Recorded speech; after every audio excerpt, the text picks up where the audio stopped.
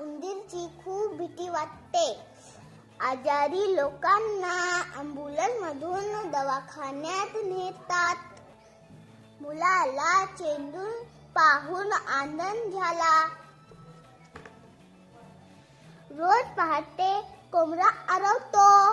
ही मुलगी बेडूकला पाहून घाबरून पळत आहे. माझी आई चिमणीला दाणे टाकते.